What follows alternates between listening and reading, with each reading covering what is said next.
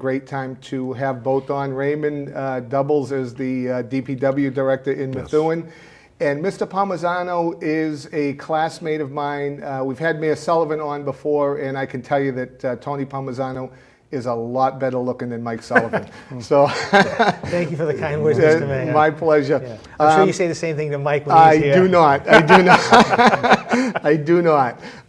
Let's get started talking about this. This is a huge celebration that happens in Lawrence, but is truly a regional event and has been for some time. But before we talk about the upcoming feast, people ask me all the time about the St. Alfios Society, which does so many good things for the Merrimack Valley. Tell us a little bit about what the society is. How did it get started? How old is it? Raymond, Okay. I'm gonna kick that one into you. The society began in 1923. We were incorporated in 1923. It was established by a group of Italian immigrants who first came from a very small town in Sicily called Tricastagni. And those individuals, all from that area, started the organization. And it was to, number one, perpetuate the lives of the three martyred saints. But it was also a socialization organization, as well as an organization who these families looked after each other. As an example, if you knew that back in the 20s, there was no such thing as workman's comp. There was no such thing as unemployment insurance. So if you worked in the mills and you were hurt or you were sick, you collected absolutely nothing. The organization would pay its members if they were out sick for a certain time. And then when you got well, it was your responsibility to pay the organization back, even if you paid it back over a period of time. To the point that they would actually tell you what stores to buy your goods, your groceries, etc., because those stores supported the society. Well, obviously, that doesn't mean anything today. We've come a long way since then, so our organization has become one of a charitable organization. Very good. And I know that I am a member, and people always asking about the society beyond the feast. But let's talk a little bit about the feast. I know we're going to go back and forth on this. We have the 86th feast coming up. Tony, what can people look forward to when they come to the feast? Well, starting with the 75th, and I remember sitting in Ray's living room, and there was about 10 of us, and we sat around and we talked about what we wanted to do for the 75th. And since then, we have really taken the feast, I think, in terms of entertainment and activities into a whole different direction. And the cornerstone, I think, was really the Friday night free concert that we've gotten tremendous support from Mayor Sullivan and previously to other administrations. But at least in the last 8 years, we've had tremendous support from Mayor Sullivan and all of the City Council to be able to access the Common for a major concert. So this year, we have a major concert, and all the entertainment's free to the public, as you know. And Friday night, and that would be the 4th. So this year, the Labor Day weekend is the 4th, 5th, and 6th. So Friday night through Sunday. But on Friday night, we have Aaron Caruso. And what I brought you, Mr. Mayor, was I brought you our program book that we've started. And it has all the entertainment in here. But on Friday night, at 8 o'clock, will be the free concert in the Campagnon Common. And a list of all the entertainment is available on our website, which is www.threesaintsinc.org.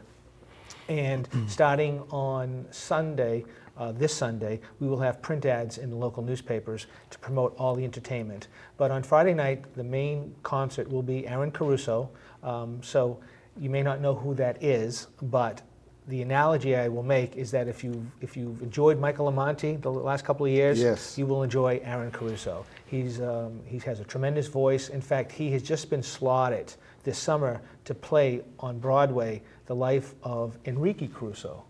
No, Mario Lanza. Mario Lanza. Okay, there we go. Mario An Lanza. easy mistake because of the same names. That's right. Yes. So he will do all types of Italian music. He has a big operatic voice. I think people, again, if you like Michael Amonte, you will enjoy the music of Aaron Caruso. I know that the concert attracts a lot of attention. There's a lot more to the feast than a concert, but let me just stick with the concert for a minute, because it draws throngs and throngs of people.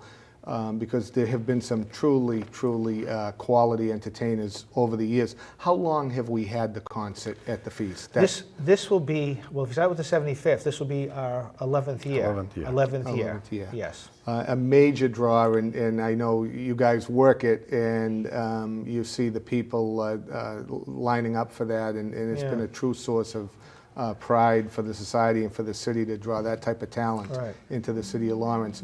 Let me go back to Ray for a second, because as you talk about whether it be the feast or the society, you know, the dedication to the saints is there. Can we talk about the saints a little bit? Because, you know, as I go around and people aren't familiar, they ask about the saints. Sure. There are three martyred brothers, Alfio, Philadelphio, and Chirino. They were from the area of Tricastani, which we just mentioned, and also Lentini, and in that particular area of Sicily. And they were martyred for their belief in Christ, in Christianity. And by the way, they were not peasants, they were aristocrats. And they really had a lot to give up for their Christianity. It wasn't that they were, you know, from a poor family, they were from a very wealthy family. And they were martyred for their beliefs because they refused to denounce Christ. Their martyrism was horrific, what was done to the three of them, and they were young boys. I mean, they weren't, the youngest was 19 and 20 and 21. So their continued belief in Christ has been passed on for generations, and starting back in Sicily and then brought to this country here. And obviously, St. Alfios is a religious society dedicated to the saints. Correct. Let's talk a little bit about the association and affiliation with Corpus Christi. It is a separate entity. It is not attached like St. Rita's organization. It's not part of the church. We are a separate entity. However, we are spiritually connected to the church, obviously. Our saints have been housed in Holy Rosary, Corpus Christi, since its inception.